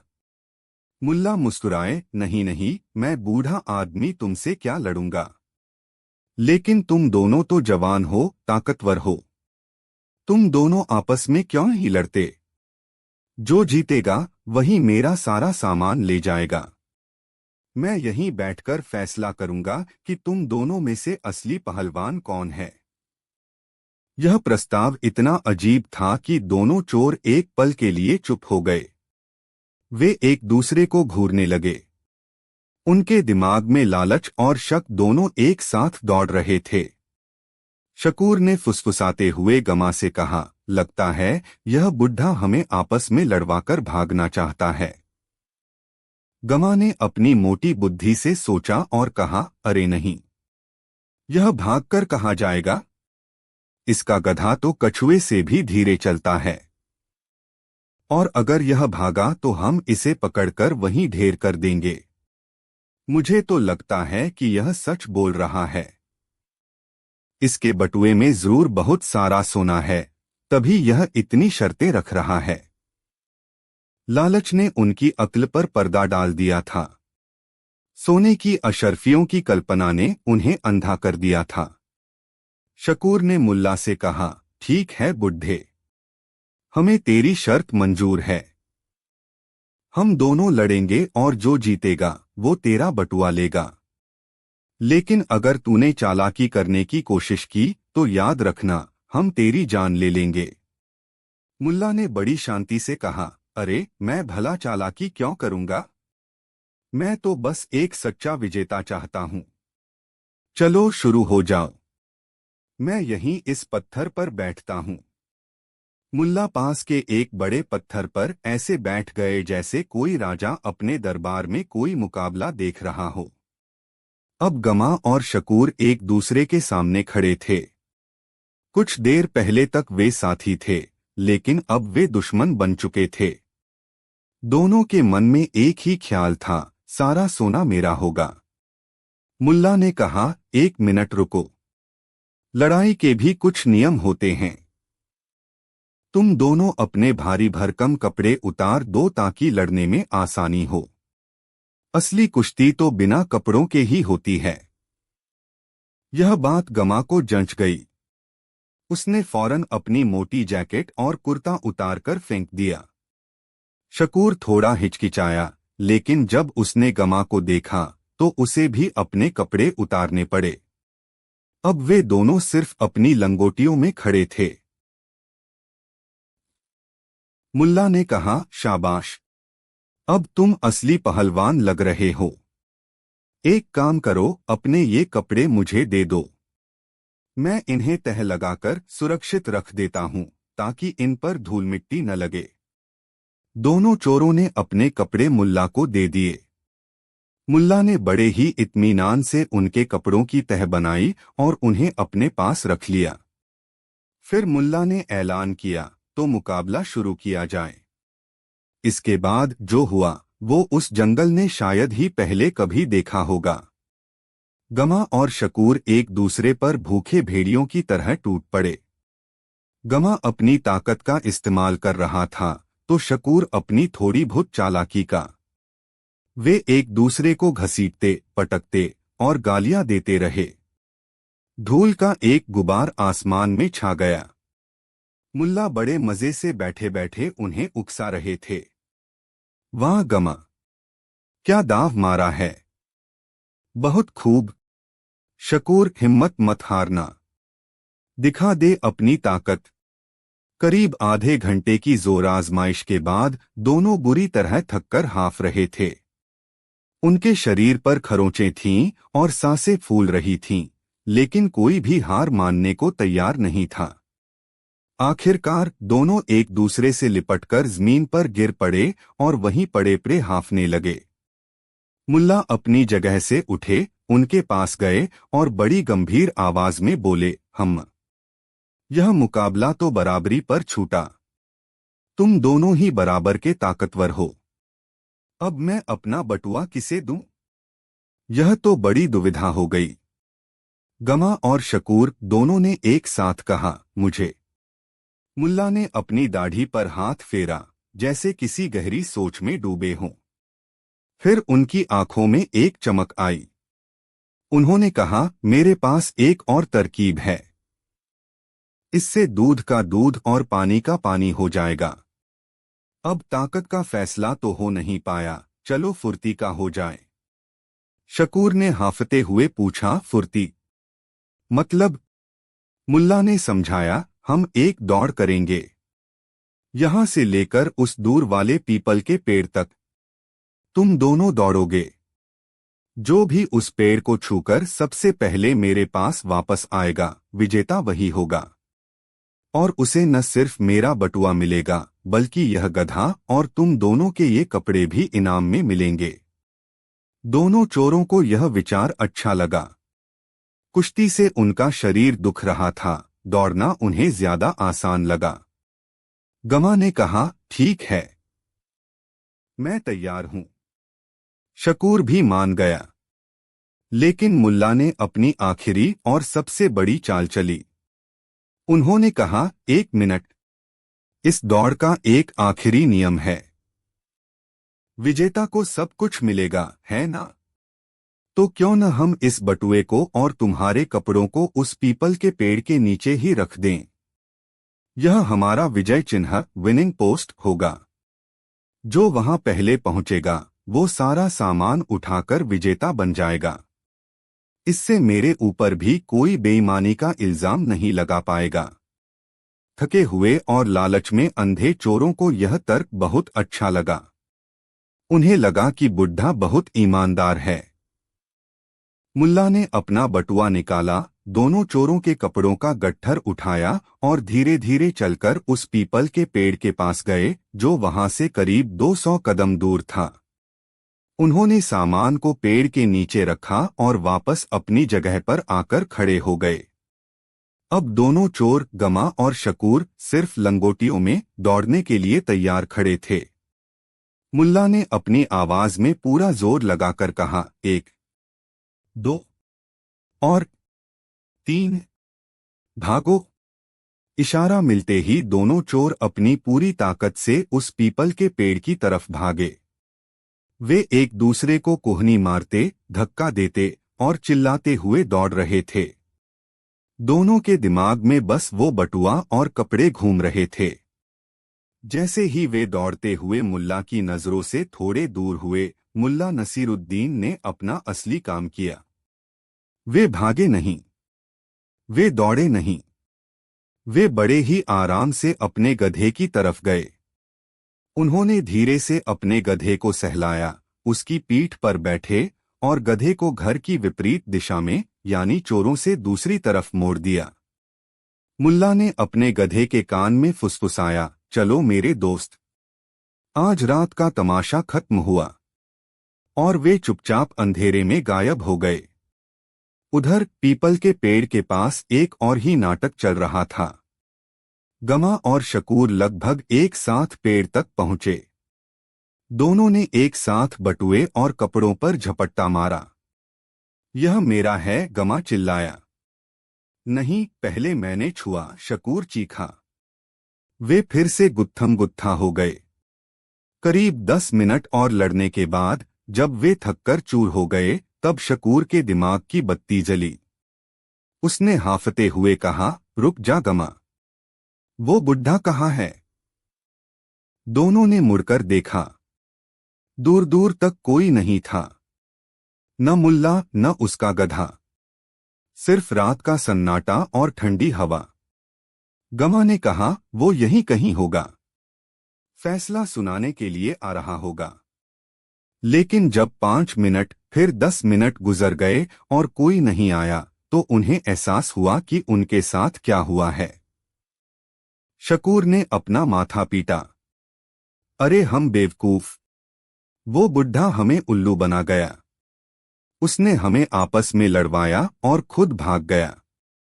गमा को अब भी समझ नहीं आया। उसने कहा, लेकिन सामान तो यही है, बटुआ भी और कपड़े भी। वो भागा तो भागा, हम अपना इनाम तो ले ही सकते हैं। शकूर ने कांपते हुए हाथों से बटुआ उठाया। उसे लगा कि यह सोने की अशर्फियों से भरा होगा। उसने उसे खोला। अंदर से निकले सिर्फ 7 चांदी के सिक्के और एक पुराना सूखा हुआ खजूर। शकूर की आंखें फटी की फटी रह गईं। बस सिर्फ 7 सिक्के, इसके लिए हमने एक दूसरे का सिर फोड़ दिया। गमा ने जब यह सुना तो उसका गुस्सा 7वें आसमान पर पहुंच गया। उसने जोर से जमीन पर लात मारी और चिल्लाया, उस बुढ़े ने हमें लूट लिया। वो हमारा भी बाप निकला। अब उनके पास क्या था? जंगल की ठंडी रात, शरीर पर सिर्फ एक लंगोटी और हाथ में 7 चांदी के सिक्के। उनके अपने कपड़े भी जा चुके थे, क्योंकि मुल्ला के नियम के अनुसार वो भी विजेता का इनाम थे। और विजेता तो मुल्ला खुद थे। दोनों चोरों को समझ नहीं आ रहा था कि वे हंसे या रोए। वे शहर के सबसे खूंखार चोर माने जाते थे, और आज एक बूढ़े आदमी ने उन्हें न सिर्फ लूटा बल्कि उन्हें नंगा करके बीच जंगल में छोड़ दिया था। दोस्तों, मुल्ला नसीरुद्दीन उस रात सुरक्षित घर पहुंच गए। उनकी बीवी ने जब उन्हें देखा तो पूछा, इतनी देर कहाँ लगा दी? और ये किसके कपड़े उठाकर ले आए हो? मुल्ला ने मुस्कुराते हुए अपनी बीवी को 7 चांदी के सिक्के दिए और कहा, ये आज की कमाई है। और ये कपड़े उन 2 भले आदमियों के हैं जिन्होंने मुझे यह कमाई करने में मदद की। यह कहानी हमें सिखाती है कि सबसे बड़ा हथियार ताकत या लाठी नहीं बल्कि दिमाग होता है। मुल्ला ने हमें दिखाया कि जब आप शांत रहते हैं तो आप अपने दुश्मन की सबसे बड़ी कमजोरी यानी उसके लालच और अहंकार का फायदा उठा सकते हैं। उन्होंने चोरों को शारीरिक रूप से नहीं बल्कि मानसिक रूप से हराया। तो अगली बार जब आप किसी मुश्किल में फंसें तो घबराने की बजाय मुल्ला नसीरुद्दीन को याद कीजिएगा। शायद आपको भी कोई ऐसी तरकीब सूझ जाए जो आपके दुश्मनों को ही आपस में लड़ा दे। अगर आपको मुल्ला की यह अक्लमंदी पसंद आई हो तो इस वीडियो को लाइक जरूर करें और हमें कमेंट्स में बताएं कि अगर आप मुल्ला की जगह होते तो क्या करते। हम आपके लिए मुल्ला के ऐसे ही और भी मजेदार किस्से लाते रहेंगे। धन्यवाद। कहानी 5। दोस्तों, दुनिया में 2 तरह के लोग होते हैं। एक वो जो खुद को बहुत अक्लमंद समझते हैं और दूसरे वो जो दूसरों को बेवकूफ समझते हैं। लेकिन जब इन दोनों का आमना सामना होता है तो जो कहानी बनती है वो सदियों तक याद रखी जाती है। आज हम आपको मुल्ला नसीरुद्दीन और उनकी सल्तनत के महान बादशाह तैमूर लंग की एक ऐसी ही कहानी सुनाने जा रहे हैं। यह कहानी सिर्फ हंसी मजाक का किस्सा नहीं है। यह कहानी है अहंकार, बुद्धि और उस खतरनाक खेल की जिसमें दांव पर लगा था मुल्ला नसीरुद्दीन का सिर। तो अपनी कुर्सी की पेटी बांध लीजिए, क्योंकि हम आपको उस शाही दरबार में ले जाने वाले हैं जहां उस दिन अक्ल और अहंकार के बीच इतिहास की सबसे बड़ी जंग लड़ी गई थी। बात उन दिनों की है जब बादशाह तैमूर का दबदबा पूरी सल्तनत पर था। तैमूर जितने बहादुर और ताकतवर थे, उतने ही सनकी और तुनक मिजाज भी। उन्हें अपने दरबार में खुशामदी और चापलूस लोग पसंद थे, जो दिन रात उनकी शान में कसीदे पढ़ते रहते। लेकिन इन सब के बीच एक शख्स ऐसा था जो बादशाह के सामने भी सच बोलने से नहीं डरता था, और वो थे मुल्ला नसीरुद्दीन। मुल्ला की हाजिर जवाबी और बेबाकी के चर्चे पूरे शहर में थे। तैमूर को मुल्ला पसंद भी थे और उनसे चिढ़ भी थी। पसंद इसलिए क्योंकि मुल्ला के किस्से उनका मनोरंजन करते थे, और चिढ़ इसलिए क्योंकि मुल्ला कभी कभी ऐसी बातें कह जाते थे जो सीधे बादशाह के अहंकार पर चोट करती थीं। एक शाम बादशाह तैमूर अपने भव्य दरबार में बैठे थे। उनके चारों तरफ वजीर, अमीर और दरबारी सिर झुकाए खड़े थे। उस दिन बादशाह का मिजाज कुछ ज्यादा ही बिगड़ा हुआ था। उन्हें हर छोटी छोटी बात पर गुस्सा आ रहा था। उन्होंने अपने मुख्य वजीर से पूछा, वजीर आला, बताओ हमारी सल्तनत में सबसे ज्यादा वफादार कौन है? वजीर ने तुरंत झुककर कहा, आलमपनाह आप अपनी प्रजा के लिए सबसे ज्यादा वफादार हैं। बादशाह ने दूसरे दरबारी से पूछा, सबसे ज्यादा बहादुर कौन है? उसने कहा, जहां पनाह आपकी बहादुरी के किस्से तो सरहदों पार भी सुनाए जाते हैं। इस तरह हर कोई बादशाह की तारीफों के पुल बांध रहा था। बादशाह यह सब सुनकर खुश तो हो रहे थे, लेकिन उनके मन में एक अजीब सी खुजली हो रही थी। वो कुछ नया, कुछ मसालेदार सुनना चाहते थे। तभी उनकी नजर एक कोने में चुपचाप खड़े मुल्ला नसीरुद्दीन पर पड़ी। मुल्ला के चेहरे पर एक शरारती मुस्कान थी, जैसे वो इस पूरे नाटक का मजा ले रहे हों। बादशाह ने गरज कर कहा, मुल्ला नसीरुद्दीन, तुम चुप क्यों हो? क्या तुम्हारे पास हमारी तारीफ में कहने के लिए कुछ नहीं है? मुल्ला ने अदब से सिर झुकाया और बोले, आलमपनाह, आपके दरबारी आपकी तारीफ में वो सब कुछ कह चुके हैं जो सच है। मैं भला उसमें क्या नया जोड़ सकता हूं? यह जवाब सुनकर बादशाह को थोड़ा सुकून मिला, लेकिन उनकी सनक अभी बाकी थी। उन्होंने एक ऐसा सवाल पूछा जिसने पूरे दरबार में सन्नाटा ला दिया। मुल्ला, मैं तुमसे एक काम करवाना चाहता हूं, बादशाह ने कहा।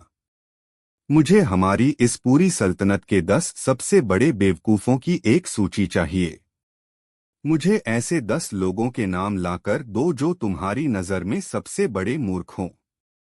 तुम्हारे पास 1 महीने का वक्त है। अगर तुम यह काम नहीं कर पाए तो याद रखना, 11वें बेवकूफ की जगह तुम्हारी ही होगी। यह हुक्म सुनकर पूरे दरबार में कानाफूसी शुरू हो गई। यह कैसा काम था? बेवकूफों की सूची बनाना। और अगर सूची बादशाह को पसंद नहीं आई तो मुल्ला की जान भी जा सकती थी। वजीर और दूसरे दरबारी मन ही मन खुश हो रहे थे।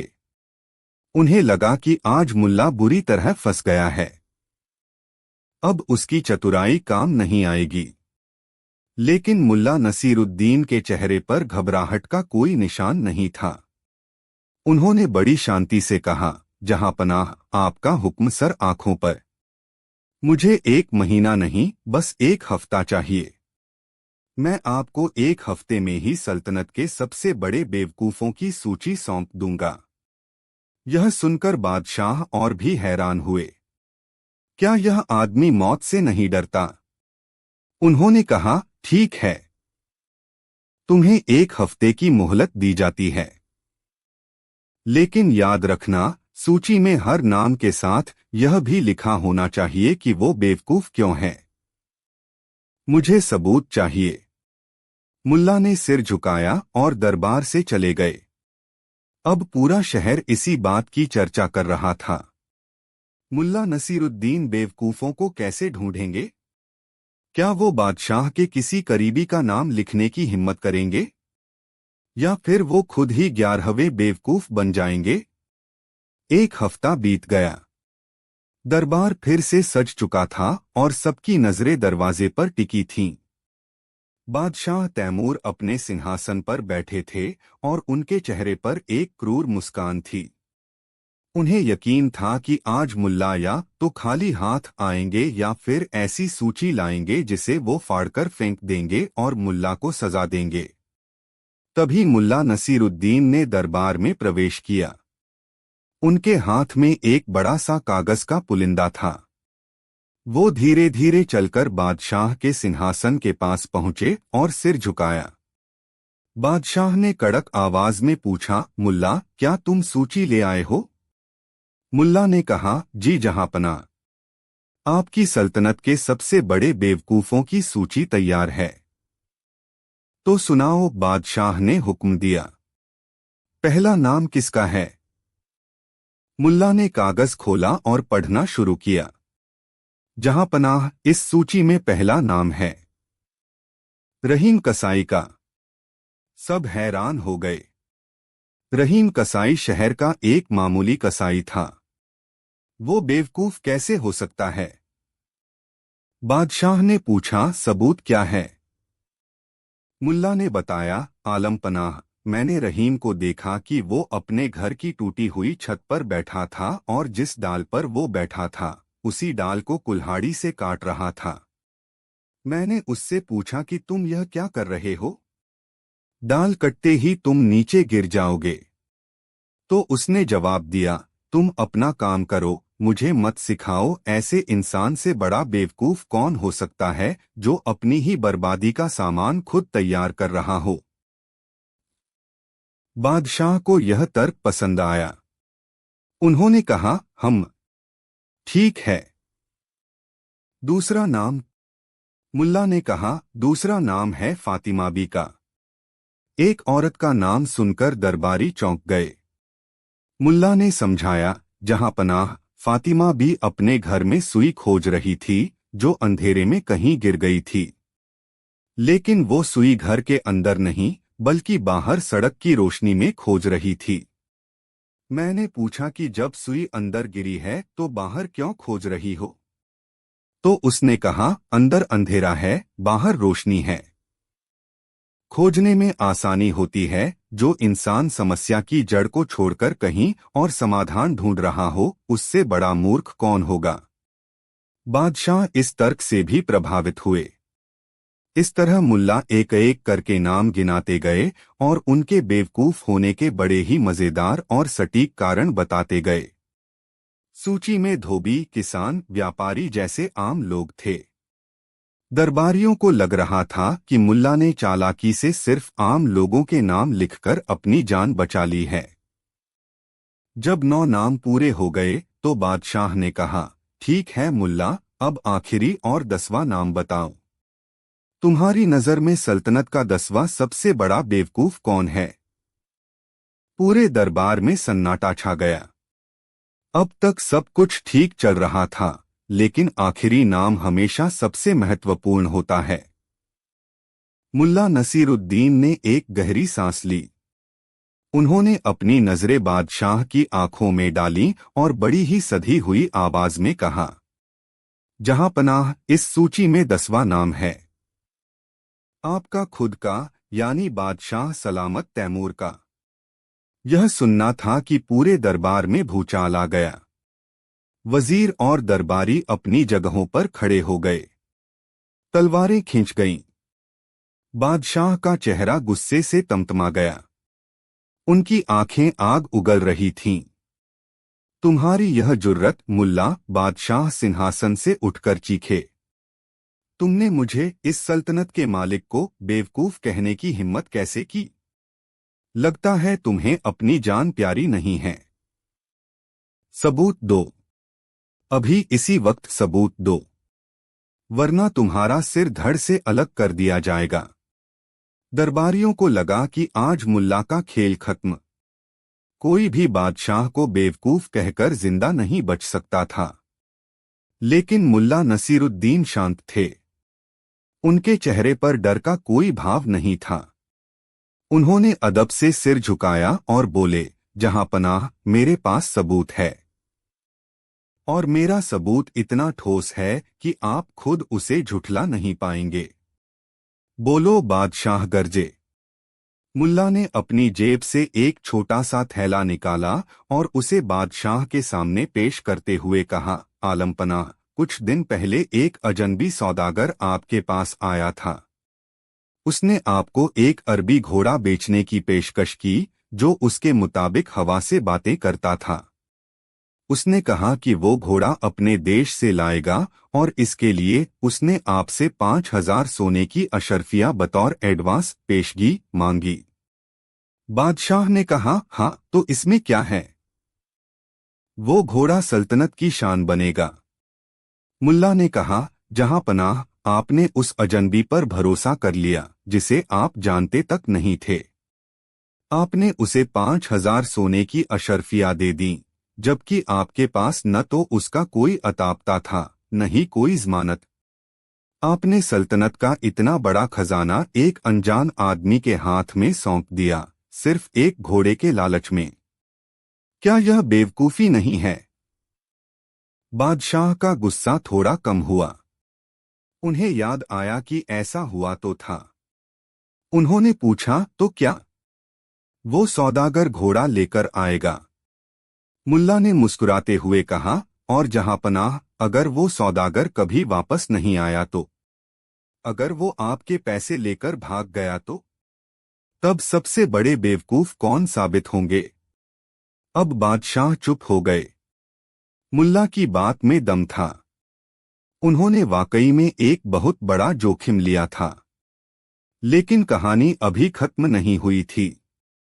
मुल्ला ने कागज का वो पुलिंदा उठाया जिसमें उन्होंने सूची लिखी थी, और उसे पलट दिया। पीछे 2 और नाम लिखे हुए थे। दरबारियों ने देखा और चौंक गए। सूची में तो सिर्फ 10 नाम होने थे, ये 2 और नाम किसके हैं? मुल्ला ने कहा, जहां पनाह, यह मेरी आपातकालीन सूची, इमरजेंसी लिस्ट है। बादशाह ने पूछा, इसका क्या मतलब? मुल्ला ने समझाया, आलमपनाह, इस सूची में मैंने 11वां नाम लिखा है, उस सौदागर का। अगर वो 5,000 अशर्फिया लेकर वापस आ गया और आपको घोड़ा सौंप दिया, तो यकीनन इस सल्तनत में उससे बड़ा बेवकूफ कोई नहीं होगा। क्योंकि इतना बड़ा खजाना लेकर भागने का मौका कौन गंवाता है? यह सुनकर बादशाह के चेहरे पर हल्की सी मुस्कान आ गई। मुल्ला की चतुराई उन्हें भाने लगी थी। और 12वां नाम? बादशाह ने पूछा। अब मुल्ला ने आखिरी और सबसे बड़ा दाव खेला। उन्होंने बादशाह की आंखों में देखते हुए कहा, और जहां पनाह, इस सूची में 12वां और आखिरी नाम है मेरा खुद का, यानी नसीरुद्दीन का। सब हैरान रह गए। मुल्ला खुद को बेवकूफ क्यों कह रहे थे? मुल्ला ने अपनी बात पूरी की, मैं इसलिए सबसे बड़ा बेवकूफ हूँ क्योंकि मैं अपना सारा कीमती वक्त ऐसे फालतू काम में बर्बाद कर रहा हूँ, यानी सल्तनत के बेवकूफों की सूची बनाने में। और वो भी एक ऐसे बादशाह के लिए जिसके पास खुद इतना वक्त है कि वो ऐसे बेवकूफी भरे काम करवाता है। यह एक सीधी और खुली चुनौती थी। मुल्ला ने न सिर्फ खुद को बल्कि बादशाह के काम को भी बेवकूफी भरा बता दिया था। एक पल के लिए दरबार में सन्नाटा छा गया। फिर जो हुआ उसकी किसी ने कल्पना भी नहीं की थी। बादशाह तैमूर जोर जोर से हंसने लगे। उनकी हंसी पूरे दरबार में गूंज रही थी। वो इतना हंसे कि उनकी आंखों से पानी आ गया। उनके सारे दरबारी हैरान थे कि जो बादशाह कुछ देर पहले मुल्ला का सिर काटने पर तुला था, वो अब ऐसे क्यों हंस रहा है। जब उनकी हंसी रुकी तो उन्होंने मुल्ला को अपने पास बुलाया। उन्होंने अपना कीमती हार उतारा और मुल्ला के गले में पहनाते हुए कहा, मुल्ला नसीरुद्दीन, आज तुमने साबित कर दिया कि तुम इस सल्तनत के सबसे अक्लमंद इंसान हो। तुमने मुझे मेरी ही गलती का आईना दिखा दिया, वो भी बिना किसी अपमान के। एक बादशाह का काम बेवकूफों की सूची बनवाना नहीं, बल्कि अपनी प्रजा की भलाई करना है। तुमने मुझे एक बहुत बड़ा सबक सिखाया है। उस दिन के बाद बादशाह तैमूर ने कभी भी मुल्ला से कोई ऊटपटांग सवाल नहीं पूछा और मुल्ला की इज्जत उनकी नजर में और भी बढ़ गई। तो दोस्तों, यह कहानी हमें क्या सिखाती है? यह हमें सिखाती है कि सच बोलने के लिए सिर्फ हिम्मत ही नहीं, बल्कि अक्ल की भी जरूरत होती है। मुल्ला ने बादशाह को बेवकूफ कहा, लेकिन इस तरह कहा कि बादशाह को अपनी गलती का एहसास भी हो गया और उनका अहंकार भी संतुष्ट हो गया। सबसे बड़ा बेवकूफ कौन है? वो जो अपनी गलती नहीं मानता, या वो जो दूसरों में ही गलतियां ढूंढता रहता है। इसका फैसला मैं आप पर छोड़ता हूं। अगर आपको मुल्ला और बादशाह का यह दिलचस्प किस्सा पसंद आया हो तो वीडियो को लाइक करें और कमेंट्स में बताएं कि आपकी नज़र में असली बेवकूफ़ी क्या है। धन्यवाद।